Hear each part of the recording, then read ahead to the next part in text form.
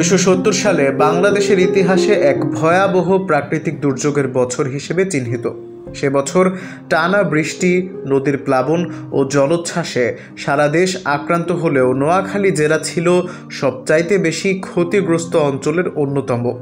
August মাসে শুরু হওয়া বন্যায় মেঘনা নদী ও এর শাখা নদীগুলোর পানি উপচে সুবর্ণচর, হাতিয়া, কোম্পানিগঞ্জ, বেগমগঞ্জ ও সেনবাগসহ জেলার অধিকাংশ এলাকা প্লাবিত হয়।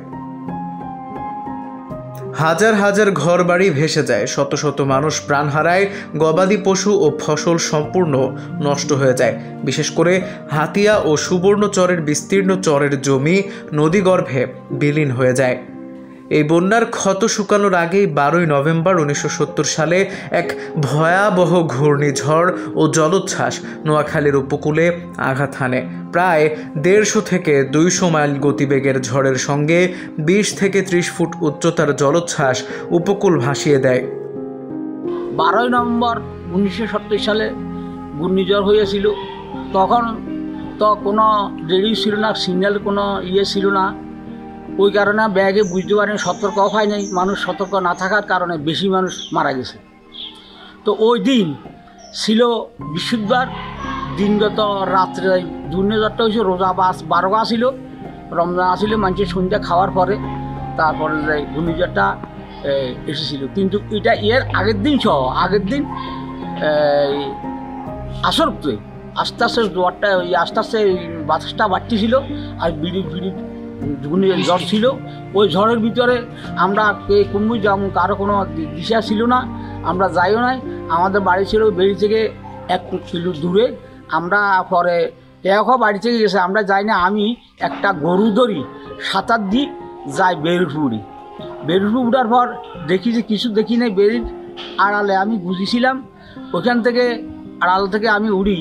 পরে দিই দেখলাম না কিছু না। ওই দিন পরদিন সকালে নদীটাও পানি ছিল না, এত পানি কই গেল আল্লাহ কই নিল, শুধু লাশ আর লাশ, শুধু লাশ আর লাশ দেখতে পাইলাম। বাইসতেছে আর বিড়ির আকারে সব আসিল, আপনার সব বাজিয়েছিল। আমি আমার বাবারে খোঁজ করার জন্য অনেক দূর গেছি, কিন্তু কোথাও পাই নাই। তারপরে কাঁদতে কাঁদতে বাড়ির দিকে চলে আসি। আমার বাড়ি থেকে 16 জন ছিল, আমি 3 জনকে 4 জন পাইছি। আমার ভাই সহ, আমার স্বাস্থ্য ভাই সহ 4 জনকে পাইছিলাম। ওই 4 জন মারি দিছি, আর কাউরে পাইনি। কে কোড়ায় গেছে জানি না। তো আমি জানি, আমি 70-এর বন্যার 1 বছর পরে সর্বদা আসার পরও দেখলাম এই 70-এর বন্যার উদযাপন হয় রেড ক্রিসের মাধ্যমে। ওই জিনিসটা আমি ওখানেই বক্তব্য রাখতেছিলাম যে ঘূর্ণিঝড়টা কী সব হয়েছে এই হিসাবে আমার চোখের দেখা ছিল। তবে ওই দিন এরকম একটা কাল রাত্রি গেছে যে আমার জন্য আমরা মরণ পর্যন্ত এটা আমরা স্মরণ লাগিব অবশ্যই। এই যে আমরা যে কষ্ট করি, ওই দিন সকালে দেখলাম ভোরে যখন আবার বলি ভোরে যখন আমরা কিছু দেখি না, দরিয়ার পুলে দেখি বাসিয়ে যাই, বাসিতেছি খেতে আসি, কী কষ্ট সবাই, বৃষ্টি যেন ছেলের মতো ভয় বুদ্ধি নাই।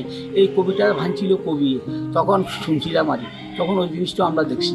তো আসলে এই স্বজন হারানো কী যে বেদনা, যারা হারাইছে তারাই বুঝে।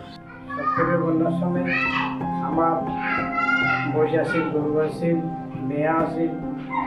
এখন এটা 70-এর বন্যায় লেক বাসাতে চলে গেছে। 1 কিল্লার আছি ওই নোয়াখালীর দক্ষিণে থানা নাটক, এই থানা আমি এনে কিল্লে আসি, কিল্লার বৈশগুলো আসি।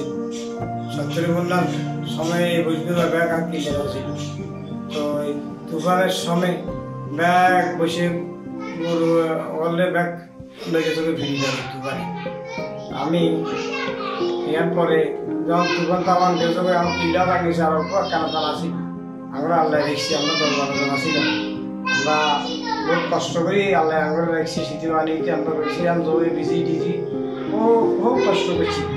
কষ্ট করার পরে তখন আল্লাহ দিয়ে যাক এই দেশের তো বাড়ির জায়গা তো না, দেশে আয়বার কোনো পদ্ধত নেই, কারণ নদীর জোয়ার আয়টা মারিয়ে না। তখন সেখানে উপাস মরিও যায়, কোনো আমার সাইড দিয়ে কিছু নেই। ভাত খাবো দেন দই আর মুখে না, দরিও আর দাঁড়িয়ে না, ভাতও খাইয়া মারিয়ে সাইডে নেই।